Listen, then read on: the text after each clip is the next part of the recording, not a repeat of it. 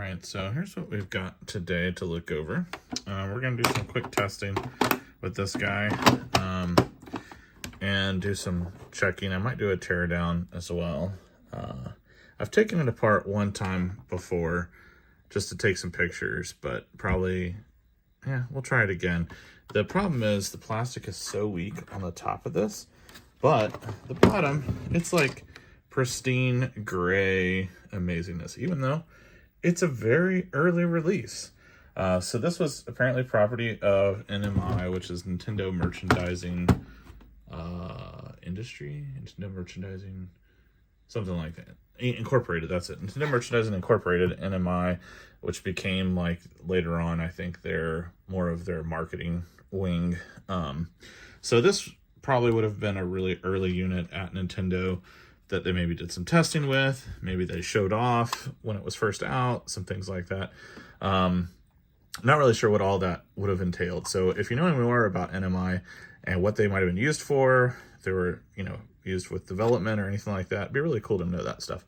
But anyway, yeah, then somebody just basically took a, I guess this is just a soldering iron or something and kind of etched in there, because you can see the kind of bumps in it, like it just kind of burned it in. And then it's got this little sticker on the bottom here too that's stuck on it. So yeah, I don't know, but like I said, bottom, the controller ports look amazing. The top piece here looks amazing, but all this yellowed definitely was succumbed to the plastic. But you can see even this, like, wasn't really used very much. The power and stuff isn't, like, worn off. It is an earlier model, of course, so it's got the printed eject button. Let's take a look inside here. I mean, really clean pins and stuff.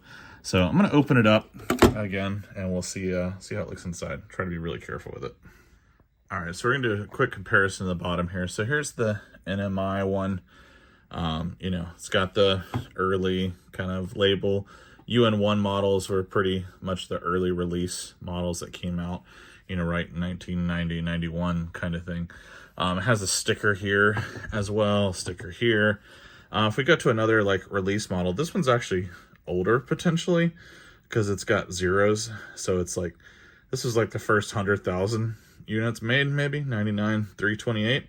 This one is 108.03. I mean, this is like, well past that. So I don't know if that's how they numbered them, but you can see it's got the sticker here. Randomly has this piece that's gray, still nice, but the rest of it has yellowed quite a bit, but also has the sticker. Here's a little, front, kind of that two-tone mixture deal again.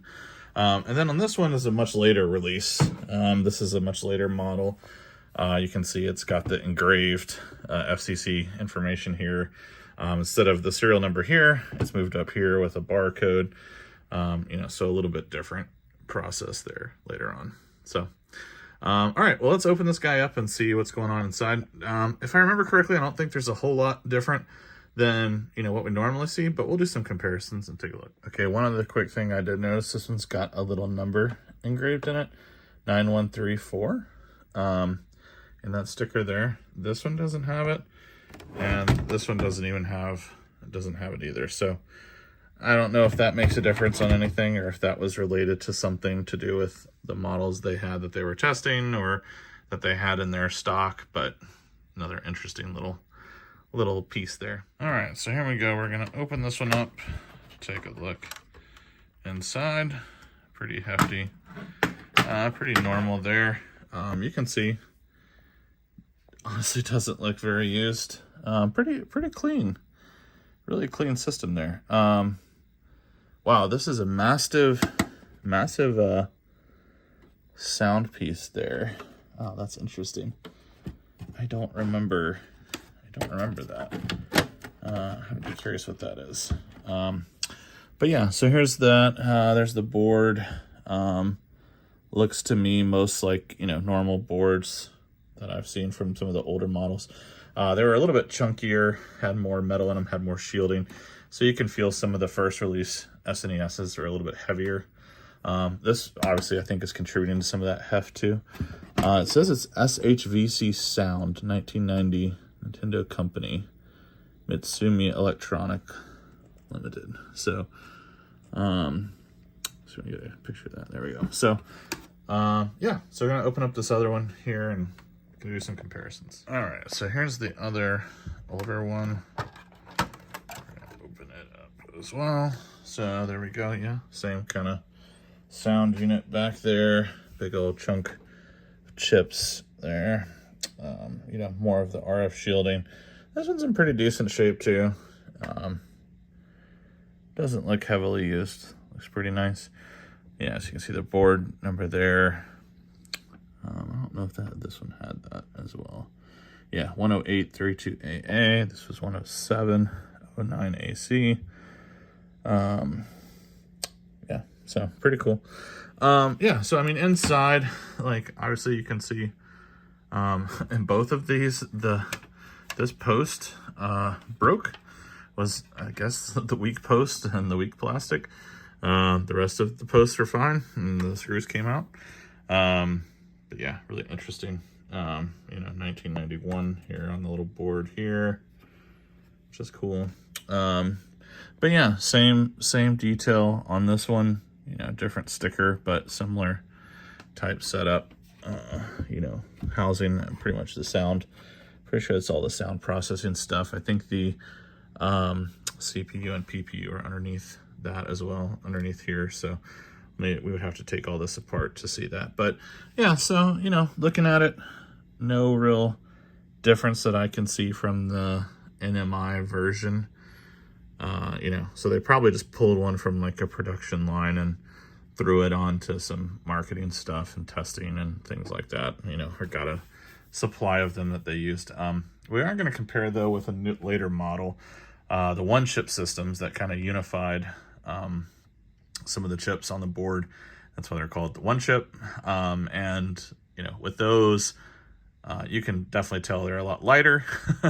And a lot of these components and stuff have been, you know, put together and minimized and all of that. So we'll show that here in just a second.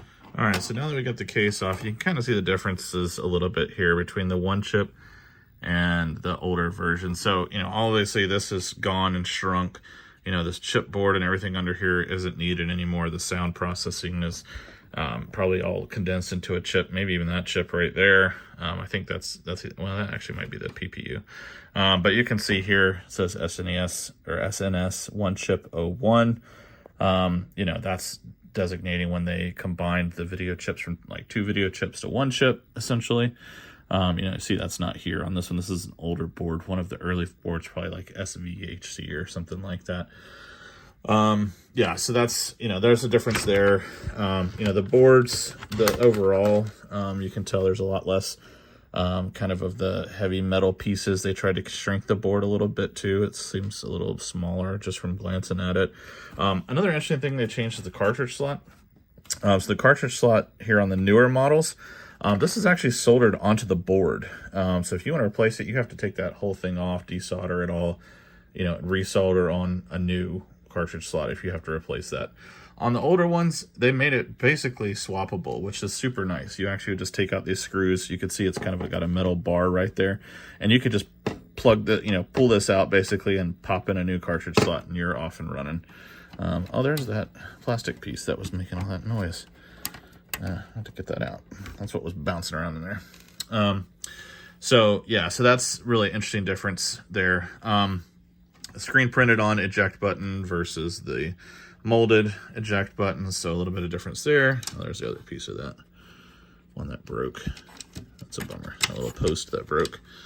But yeah, you know, so the differences between the one chip and the older versions, a lot of people are seeking the one chip models because they have better RGB output, better color sharpness. They can overblow the image a little bit, a little too bright and stuff like that. So there's mods out there to solve that. The one I use is a one chip 01 or one chip 02.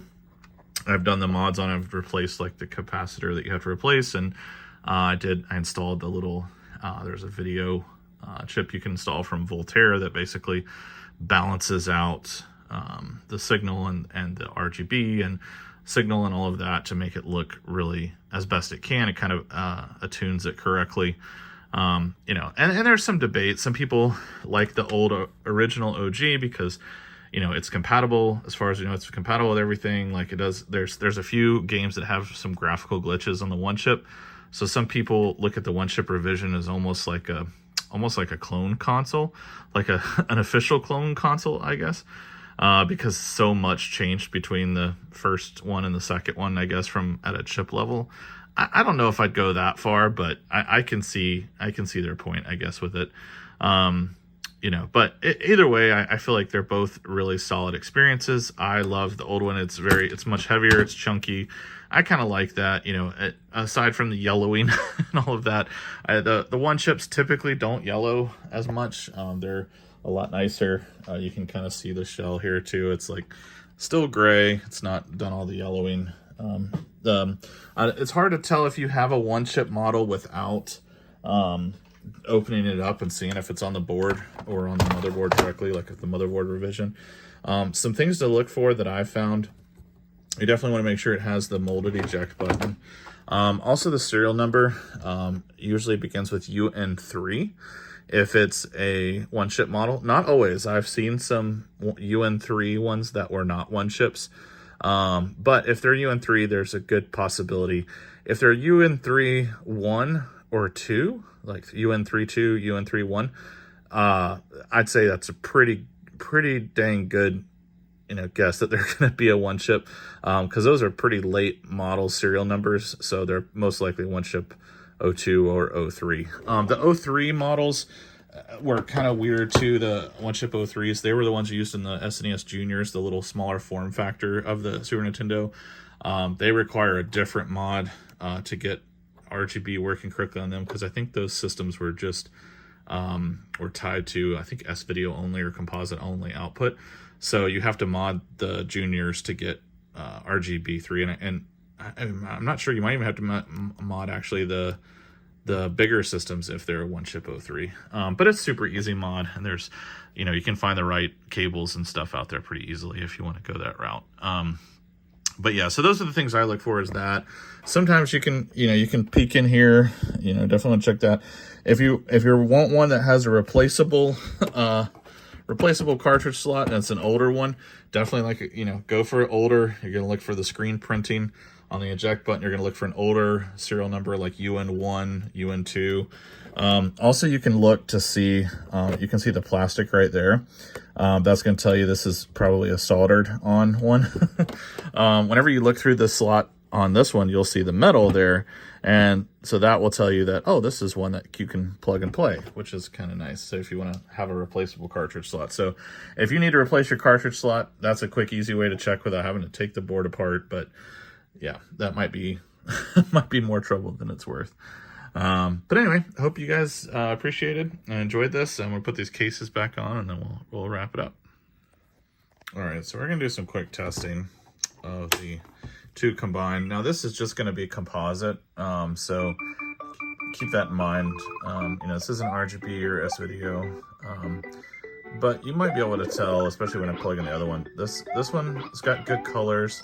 Everything, it's bright, like it looks nice. You're gonna see that the one chip probably looks a little bit brighter, even on composite.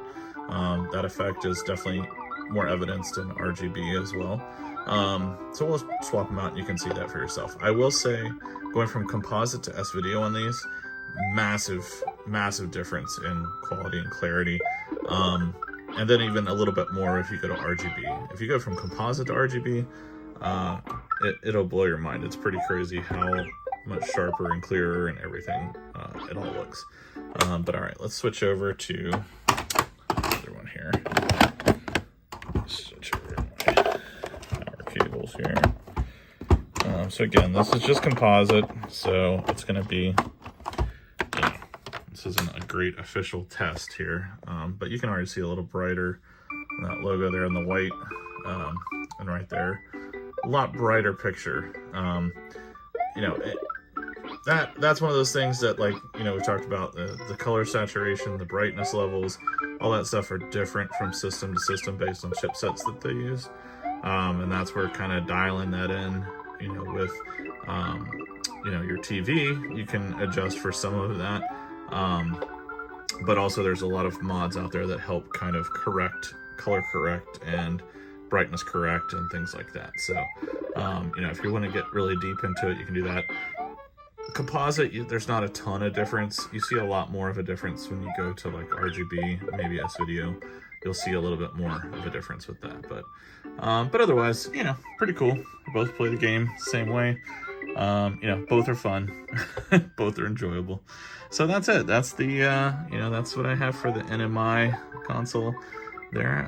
You know, not much, you know, it's not like it's a special, like, prototype unit or something like that, but kind of cool piece of history that it was, you know, used in their merchandising department, you know, maybe to show off the Super Nintendo and its capabilities.